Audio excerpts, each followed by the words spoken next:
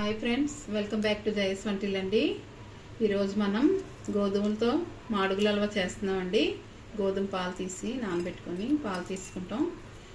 గోధుమలు నానబెడుతున్నానండి. పావు కడిగిద్దామండి. కడిగించుకొని నానబెట్టాలి. 2 సార్లు కడిగామండి.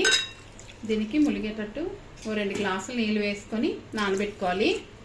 ఈ నైట్ ఒక రోజంతా నానాలండి. రాత్రికి నానబెట్టి రేపు ఈవినింగ్ మనం మిక్సీ చేయాలి. ఇది బాగా నానుతుంది. అలా అయితే మధ్య మధ్యలో కడుగుతూ ఉండాలండి. మనకి పులిపోసన అది రాదు. మనం కడిగించుకొని 2 రోజులు నానబెట్టామండి. చూసారా మనకి ఎంత బాగా నానాయి గోధుమలు. ఇలా నానాలి. మనం గోధుమ పాలు చేసుకుందామండి. మనం జ్యూస్ గిన్నె తీసుకున్నామండి. మిక్సీ గోధుమ పాలు చేసుకుందాం. మనం మిక్సీ కొట్టినప్పుడు గ్లాస్ వాటర్ వేస్తున్నామండి. నీళ్ళు మెత్తగా పాలు మిక్సీ బాగా చేయాలండి. గోధుమలు పాలు వచ్చేలాగా ఇలా వడకపెట్టి పిప్పంతా తీసుకున్నామండి. పాలు మనం వడకపెట్టుకున్నాం. చూసారా అడుగున పాలు ఉన్నాయి. పైన అంతా వాటర్ తేలింది. దొంపిసుకుందాం.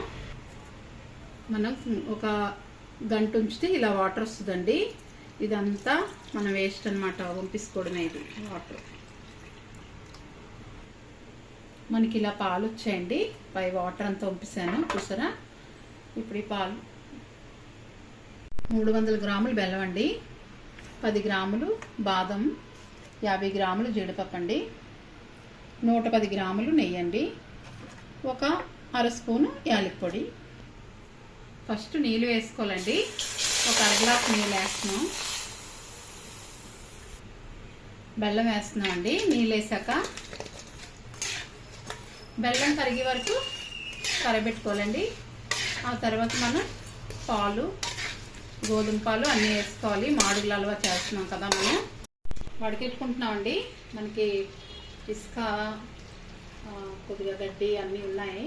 అందుకని వడకపెట్టుకుంటున్నాం. చెత్త ఎంత ఉందో చూసారా, అందుకే వడకపెట్టుకున్నాం. గోధుమ పాలు వేసుకుంటున్నామండి. ఇలా వేస్తూ కలపాలి. మనం కలుపుతూనే ఉండాలి. ఇంకా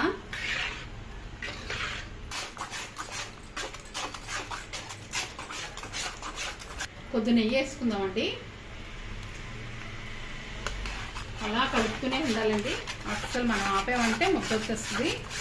మాడుగులలో కదా మనకి. అలా కలుపుతూనే ఉండాలి. నెయ్యి కొద్దిగా వేసాం కదండి ముందు, మళ్ళీ నెయ్యి వేస్తున్నాము. ఇలా కలుపుతూనే ఉండాలండి. ఆగేమంటే ముద్ద కట్టేసి పాడైపోద్ది. మొత్తం నెయ్యి వేసుకుందామండి. జీడిపప్పు కొద్దిగా వేసుకుందామండి. యాలకి పొడి వేస్తున్నాను.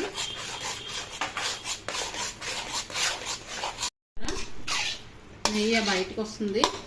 ఇంకా రావాలండి. మనకి పాకం వస్తున్నప్పుడు కళాయి నుంచి కూడా వదులుతుంది. చూసారా మన హల్వా. మనకి హల్వా అయిపోయిందండి. చూసారా మన నెయ్యి అంతా పైకి వస్తుంది. ఇలా మనకి కళాయికి వదలాలండి. కళాయికి వదిలి నెయ్యి అంతా ఇలా బయటికి రావాలి. మనకి 1/2 కేజీ నెయ్యి పట్టిందండి. మళ్ళీ మనం వేసుకున్నాం చాలకపోతే. తీసుకుంటున్నామండి ప్లేట్లోకి తీసుకుంటున్నామండి హల్వాని. మనకి హల్వా కంప్లీట్ అయిపోయిందండి. మనం ప్లేట్లోకి తీసుకున్నాం. బాదం వేస్తున్నాం. ఎప్పుడునండి హల్వా అయిపోయిందని మనకి ఎలా తెలుస్తుంది అంటే కళాయి నుంచి మనకు వదలాలి. చేతితో ఉండ చుడితే మన చేతికి అంటకూడదండి. అలా అయినట్టు అనమాట హల్వా కంప్లీట్గా. మన హల్వా అయిపోయిందండి. ఎలా ఉందో కామెంట్స్ పెట్టండి. నచ్చితే లైక్ చేయండి, షేర్ చేయండి, సబ్స్క్రైబ్ చేయండి.